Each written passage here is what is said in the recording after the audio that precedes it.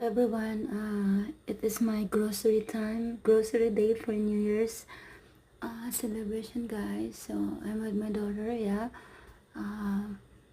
Siyempre, ano yung gagamit para po sa celebration. So, yun pala aking kukunin. Pero parang naparami po yata. Siyempre, ubusan na po kami ng rice. So, I decided to get 1 sack of rice, everyone. And also, I get also for pork belly. Yan po yung lulutuin ko, yung pork belly na yan. So, saan lang maluto ko ng maayos. Saka iba pa pong ano kailangan. So, yan lang po, guys.